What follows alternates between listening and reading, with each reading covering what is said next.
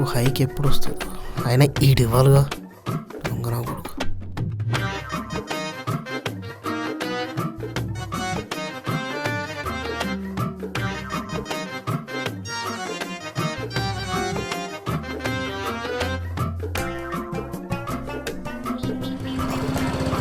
Morning Taufiq భాయ్. అన్నొచ్చాడా?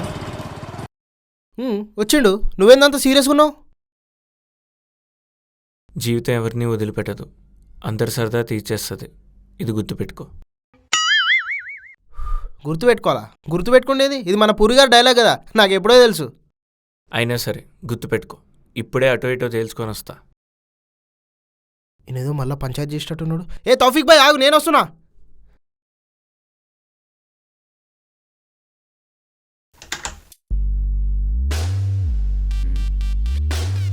ఏంట్రా ఇలా వచ్చారు? తౌఫీక్ భాయ్ ఆవేశపడకు, కూల్గుండు. ఏంట్రా ధనరాజ్ నీవు ఓవర్ యాక్షన్? అన్నా, ఓ సారీ సాయి, ఇక మెయిన్ నుంచి ఓవర్ లేదు, అంతా యాక్షనే. చెయ్యిరా చెయ్యి, యాక్షన్ హీరో. ఎంత పర్ఫార్మెన్స్ చేస్తావో అంతా చెయ్యి. డైరెక్టర్ నీ రివ్యూ కోసం రమ్మన్నాడు. నీ యాక్షన్ పర్ఫార్మెన్స్ ని నేను అక్కడ ప్రెజెంట్ చేస్తా. సాయి, నీకు నచ్చింది చేసుకో. తౌఫీక్ భాయ్ నా మాట విను, కావాలంటే నైట్ సిట్టింగ్లో మాట్లాడుకుందాం. Bro, I don't care, I don't care. ఏంట్రా అంత పొగరా? నాన్న, ఇది పొగరు కాదు, పవర్. ఫ్రీడంకున్న పవర్. అమ్మా అమ్మా, ఏమి నటిస్తున్నావురా? ఇన్ని రోజులు ఈడో ఓవర్ యాక్షనే తట్టుకోలేకపోయేవాడిని, ఇప్పుడు నువ్వు తగులుకున్నావా? నేను తగులుకోవాల్సిన అవసరం లేదు, ఎందుకంటే నేనే రిజైన్ చేసేస్తున్నా. రిజైన్ చేస్తున్నావా? నిజంగా? యా, నీకేమైనా డౌటా? కానీ దానికన్నా ముందు నీకు నిజం చెప్పాలి. నిజమా? ఏంటది? నువ్వు అనుకున్నట్టు నేను నార్మల్గా నోటీస్ పీరియడ్ సర్వ్ చేస్తూ, జాబ్ సర్చ్ చేస్తూ ఈ కంపెనీలోకి రాలేదు. క్రెడిట్ ఇవ్వని మేనేజర్తో గొడవేసుకొని ఈ కంపెనీలో జాయిన్ అయ్యా. అసలు ఇలాంటి రూట్ బిహేవియర్ ఉన్న క్యాండిడేట్ ని ఎలా తీసుకున్నారు? ఆగాగాగాగు, నీకో చిన్న కథ చెప్తా. చూపిస్తా. అంగపార్. అలా సైలెంట్గా కూర్చుంటే ఏంటి? సెల్ఫ్ రెస్పెక్ట్ దెబ్బతిందని సడన్గా జాబ్ మానేస్తే ఎలా? ఇంకో జాబ్ చూసుకొని మానేయాలిగా. అక్కడంత కష్టపడి పనిచేస్తుంటే రికగ్నైజేషన్ రాకపోతే ఏం చేయాలి? అయితే అలా మేనేజర్తో గొడవపడి వచ్చేస్తావా? మరి ఏం చేయాలి చెప్పు, ఏం చేయాలి? నువ్వేం చేయమంటే అదే చేస్తా. అన్నీ చేయాల్సినవి చేసేసి ఇప్పుడు చెప్పమంటే ఏం చెప్తా? మన హెచ్ఆర్ తనెందుకు ఇక్కడ ఉంది? తనే నా లవర్. ఇంకా ఉంది, అటు చూడు. అరే, ఇంటికి తీసుకెళ్ళి మాట్లాడదాం అనుకున్నా. మాట్లాడాల్సిందిగా మరి. ఇంకేం మాట్లాడతాం? చేయాల్సిందంతా చేసావు నేనేం కదా. చేసా అసలు? డే, ఇప్పుడు ఆర్గ్యుమెంట్స్ కాదు చేసేది, ఏం చేయాలో అది ఆలోచించండి ముందు. వీడెవడు?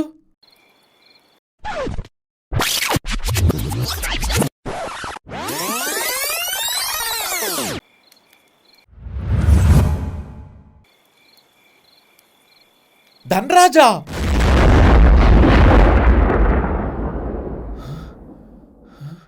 రేయ్, నువ్వు అక్కడేం చేస్తున్నావురా? వాడు మా కామన్ ఫ్రెండే, మేము ముగ్గురం కాలేజ్ నుండి ఫ్రెండ్సే. తౌఫీక్ భాయ్ అవన్నీ ఇప్పుడు ఎందుకు చెప్తున్నావు? నా అంబులెన్స్ వెళ్ళమంటావా? రేయ్ రేయ్, ఎందుకు చేశారా ఇదంతా? అందుకే పూర్తిగా చెప్పేదాకా వినాలి, ఆగాగి షాక్ అవ్వకూడదు. చూడండి.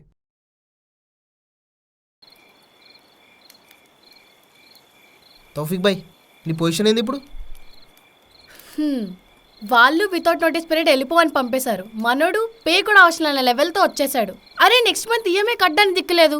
ఛా, ఏదైనా డిసిజన్ తీసుకునే ముందు నా గురించి ఆలోచించవా? ఆలోచించనా? ఆలోచించకుండానే ఇంత చేశానా? నువ్వు చెప్పావని చెప్పి ఇల్లు ఈఎంఐలో తీసుకున్నా. ఆ ఈఎంఐ కట్టలేక రోజు ఆఫీస్ అవర్స్ అయిపోయాక అవుట్సోర్సింగ్ పనిచేస్తున్నా. అయినా మంత్ ఎండ్ వచ్చేసరికి నా శాలరీ సరిపోవట్లేదు. అయినా నేనేం చేయట్లేదు. ఇప్పుడు నేను చేస్తున్న కంపెనీలో కనీసం నాకు రివార్డ్స్ కూడా ఇవ్వట్లే. రివార్డ్స్ ఇవ్వకపోయినా పర్లేదు, కనీసం నాకు రికగ్నైజేషన్ కూడా ఇవ్వట్లే. అయినా నేనేం చేయకుండా పని చేసుకోవాలి. సెల్ఫ్ రెస్పెక్ట్ అంటూ ఒకటి ఉంటుంది కదా. అయినా నీకు ఇంట్లో తీసుకెళ్లి పరిచయం చేయాలనుకుంటే ఇప్పుడు నేను దానికి రెడీగా లేను. కావాలంటే నీకు ఇంట్లో ఎవరినో చూస్తున్నారు కదా, ఎలా డకోటాగానే చేసుకో. తౌఫీక్ భాయ్ ఇప్పుడు ప్రాబ్లం ఆమె నిన్ను వదిలేసుడు కాదు, నీకు మంచి జాబ్ కావాలి, లైఫ్ సెట్ కావాలి. నా దగ్గర ఒక మంచి ఐడియా ఉంది. ఏంటది? మన కంపెనీలో మా టీంలో రిక్వైర్మెంట్ ఉంది కదా, విన్నాక లా ఇస్తే సరిపోతుంది. ఎట్లాగో సేమ్ ప్రొఫైల్ కదా, ఎట్లాగో నువ్వు హెచ్ఆర్ కాబట్టి పుష్ చేయొచ్చు. మన కంపెనీలో అంత పే ఇవ్వరు, పైగా మనోడు జాబ్లెస్. ఓల్డ్ కంపెనీ ఎందుకు మానేసి అన్న క్వశ్చన్స్ రేజ్ అవుతాయి. వస్తే బిత్తిరిదానా, హెచ్ఆర్ నువ్వే కాబట్టి పే మేనేజ్ చేయొచ్చు. ఇంటర్వ్యూ ఒక్కటి ఇస్తే చాలరా, ఆల్రెడీ ఆఫర్ లెటర్ ఉంది, నోటీస్ పీరియడ్ సర్వ్ చేస్తున్నా అని చెప్పేసి మన దాంట్లో ఆగేయచ్చు. ఎట్లాగో మేనేజర్ పేలో ఇన్వాల్వ్ కావడు కాబట్టి పెద్ద ప్రాబ్లం ఉండదు. ఇంకా చేయాల్సింది అంతా ఒకటేరా, ఇంటర్వ్యూ నువ్వు కరెక్ట్ ఇస్తే చాలు, ఫిక్స్. ఐడియా బాగుంది. బట్ ఇది మోసం కదా. మోసం ఎందుకు అవుతుందిరా, నువ్వు మంచి ఇంటర్వ్యూకి ప్రిపేర్ అయ్యి జాబ్ కొడుతున్నావు. మనం ఏమైనా బ్యాక్ డోర్కి వెళ్ళి వెళ్తున్నామా? లేదు కదా. నాకు ఓకే.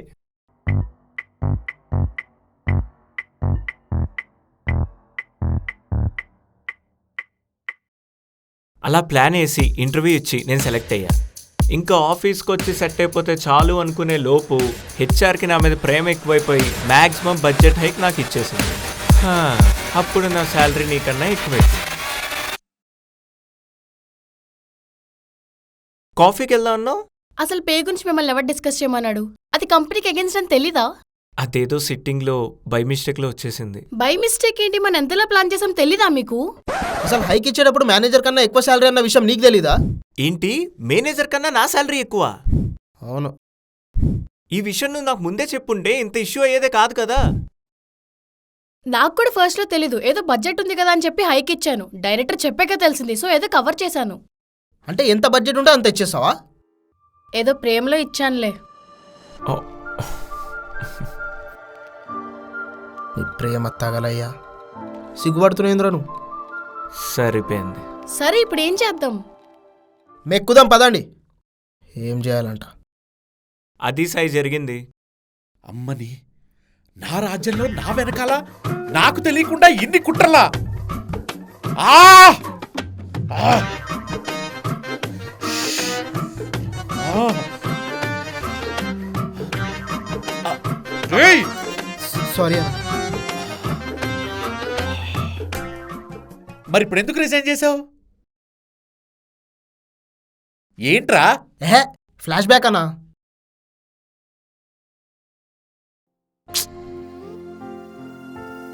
హాయ్ గైస్, ఏమైంది అలా ఉన్నారు? ఏం లేదు. ఏమైందో చెప్తే కదా తెలుస్తుంది. అరే చెప్పండి.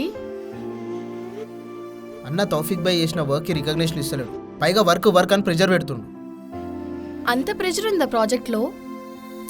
అదేం లేదబ్బా, అన్నకన్నా తౌఫిక్ భాయ్కి ఎక్కువ శాలరీ అని తెలిసింది. అప్పటి నుంచి తౌఫిక్ భాయ్ని ఎలా అయినా తనంతా తానే రిజైన్ చేయాలని చూస్తుండు. How cruel! అలా ఎలా చేస్తాడు? మరి మనం చేసింది ఏమైనా కరెక్టా? అలానే చేస్తాడు. సరే ఇప్పుడు ఏం చేద్దాం? నాకు తెలిసి ఏం చేయాలి.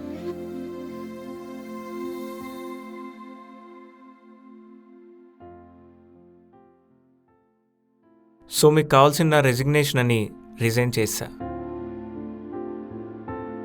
బేసికల్లీ నువ్వు మంచోడువన్నా, నా మూలంగా నెగిటివ్ అవ్వకూడదు.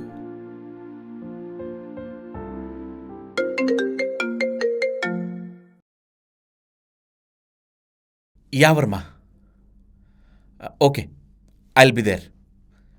ఆగరా, నీ గురించి మొత్తం డైరెక్టర్కి చెప్పేసి అన్నా వస్తానా? అన్న వద్దన్నా ప్లీజ్. ఏ! ఏం తౌఫిక్ భాయ్, ఇంత మంచిగా ప్లాన్ చేస్తే నువ్వేంది ఇట్లా చేసినావు? లైట్ తీసుకోరా. Excuse me Varma. Yes, come in.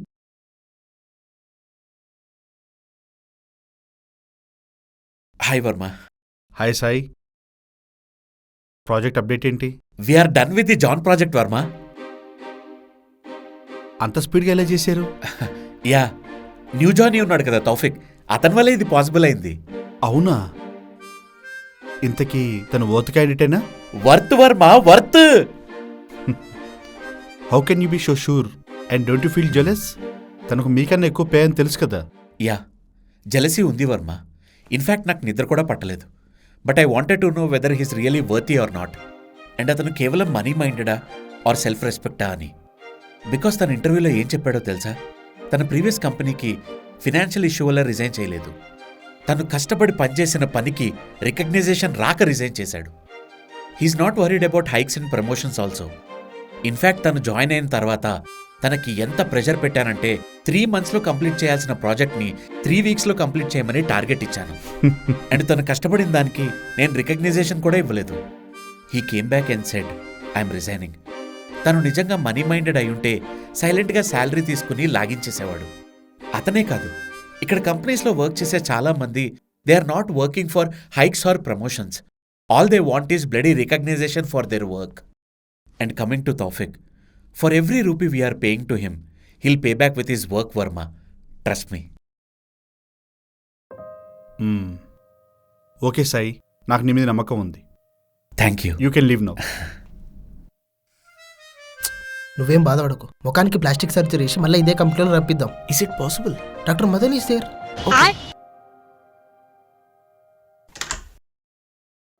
ఏమవుతుందో ఏంటో. ఓహో హెచ్ఆర్, నువ్వు కూడా ఇక్కడే ఉన్నావా? ఈ మొత్తం ఘట్టంలో ఎవరిదైనా అద్భుతమైన పాత్ర ఉందంటే అది మన హెచ్ఆర్ దేరా. అన్నా చెప్పేశారా? డైరెక్టర్కి మొత్తం చెప్పేశా. ప్రాజెక్ట్ మొత్తం ఎగ్జిక్యూట్ చేసింది తౌఫికే అని చెప్పేశా. యా, మీరు విన్నది కరెక్టే. ఇక నుంచి తౌఫిక్ గడ్ హ్యాపీగా జాబ్ చేసుకోవచ్చు. వీళ్ళిద్దరు వెంటనే ముహూర్తాలు చూసుకుని పెళ్లి కూడా చేసుకోవచ్చు. థ్యాంక్ యూ అన్న. నువ్వు సూపర్ అన్నా, ఐ లవ్ యూ అన్నా. రేయ్, నిన్ను మాత్రం నమ్మన్రా. అన్నా అన్నా అంటూనే అబద్ధం చెప్పి మోసం చేసావు కదరా. నేను ఎవరికి అబద్ధం చెప్పలేదు. తౌఫిక్ భాయ్ తెలుసు, నేను నిజం మాత్రమే దాచా. చెప్పు చెప్పు తీసుకో. మళ్ళీ మాట్లాడుతున్నాడు చూడు. అంటే అట్లా కాదన్నా, తౌఫిక్ భాయ్ జాయిన్ అవుతున్నంటే ఏముంది, నార్మలే కదా, నీకు చెప్పాల్సిన అవసరం లేదని అనుకున్నా. కానీ నాకేం తెలుసు ఈమె వీని మీద ప్రేమ ఎక్కువై హైక్ ఎక్కువ ఇచ్చిందని. ఆ శాలరీ ఏమో నీకంటే 10,000 ఎక్కువైతే వచ్చింది. అయినా దానికి నువ్వు ఇంత పెంట చేస్తావని అనుకోలేదన్నా. నువ్వు కొంచెం మెచ్యూర్డ్గా ఆలోచించాలన్నా. ఇంత చీప్గా ఆలోచిస్తావు అనుకోలేదు. అవునా? అయితే నేను రేపటి నుంచి మెచ్యూర్డ్గా ఆలోచించి నీకు వర్క్ అలొకేట్ చేస్తారా? అయినా నీ సంగతి బాద్మే దేఖ్లేంగే. రే తౌఫిక్, నాకన్నా శాలరీ ఎక్కువ, జీర్ణించుకున్నా. వీడు నన్ను మోసం చేశాడు, అది జీర్ణించుకున్నా. కానీ నువ్వు ఆ రోజు మన సిట్టింగ్లో ఓ నవ్వు చాలు ఎన్నెన్నో వలలు వేస్తూ అల్లుకుంటుంది అంటూ హెచ్ఆర్ ఊహించుకుని పాట పాడేవంటేనే జీర్ణించుకోలేకపోతున్నాను రా. యాక్చువల్లీ నువ్వు చెప్పాక కూడా నాది సేమ్ ఫీలింగ్ అన్నా. ఆ రోజేదో మద్యం మత్తులో ఎమోషన్లో చెప్పేశా గానీ దీనికని సీన్ లేదు కదా. మిమ్మల్ని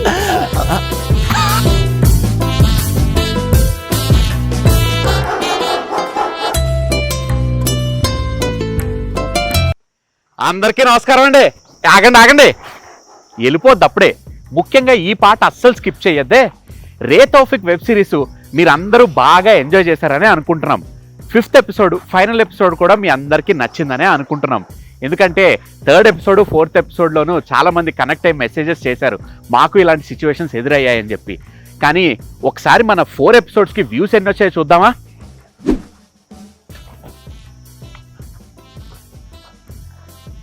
చూశారు కదా, ఇప్పటి వరకు మా ఛానల్లో మేము 3 వెబ్ సిరీస్లు చేసాం. ఫస్ట్ 2 వెబ్ సిరీస్లు పెద్దగా ఆడలేదు, కానీ ఈ రే తౌఫిక్ ఎపిసోడ్కి, అదే ఈ రే తౌఫిక్ వెబ్ సిరీస్కి మంచి ఫీడ్బ్యాక్ వచ్చింది, మంచి కమెంట్లు వచ్చాయి. ఫస్ట్ ఎపిసోడ్ కూడా చాలా బాగా వెళ్ళింది, కానీ తర్వాత ఎపిసోడ్సే ఎందుకో వ్యూస్ పెద్దగా రాలేదు. సర్లే, ఏదోటి, సిరీస్ అయితే అయిపోయింది. 5 ఎపిసోడ్స్ రిలీజ్ కూడా చేసేసాము. అందరూ మళ్ళీ ఒకసారి చూడండి. చూడని వాళ్ళు ఎవరైనా ఉంటే మీ ఆఫీస్లో, మీ ఫ్రెండ్స్లో వాళ్ళకు కూడా చూపించండి. తప్పనిసరిగా లైక్, షేర్ అండ్ సబ్స్క్రైబ్ చేయండి. ఎల్లప్పుడూ మిమ్మల్ని ఎంటర్టైన్ చేస్తూనే ఉంటాం. రే బ్యాలెన్స్ మీరు చెప్పండి రా. Please like, share and subscribe. Yeah please like, share and subscribe.